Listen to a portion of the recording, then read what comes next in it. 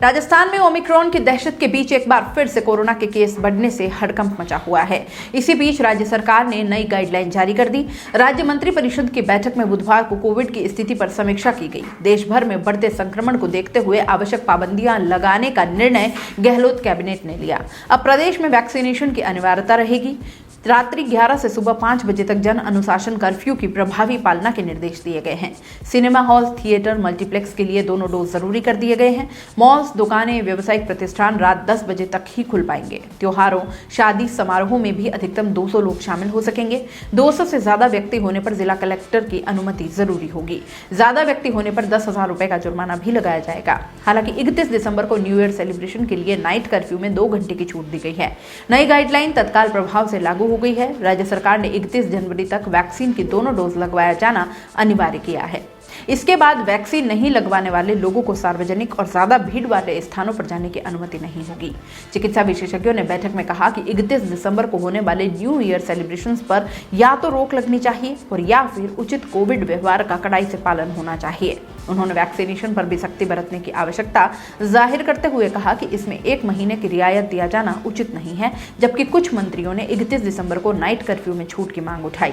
CM Ashok Gehlot ने tweet कर कहा कि प्रदेशवासियों की जीवन रक्षा के साथ ही आजीविका को सुचारू रखना हमारी प्राथमिकता है।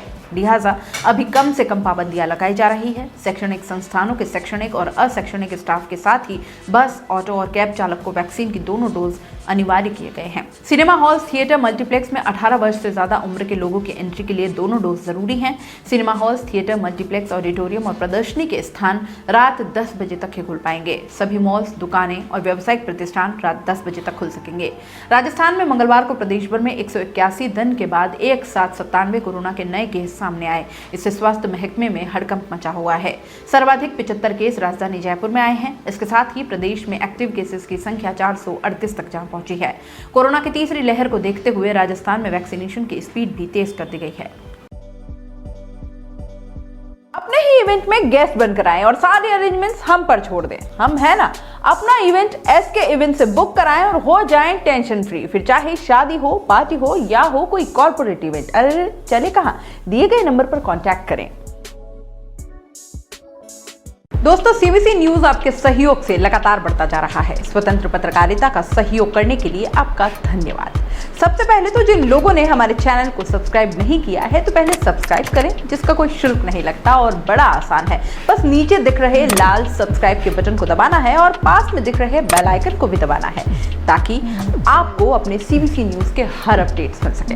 हमारे इंस्टाग्राम पेज और फेसबुक पेज को भी लाइक करें, फॉलो करें। वहां पर भी आपको मिलती है तरह तरह की अपडेट्स। हम पूरे राजस्थान से आपके लिए लाते हैं वो खास खबरें जो आपके लिए जरूरी है, और वो भी पूरी बेबाकी के साथ। पत्रकारिता के इस मुश्किल दौर में आपकी आवाज जिम्मेदारों तक पहुंचाना ही हमारा लक्ष्य है, और ये आपके सहयोग के बिना संभव नहीं है।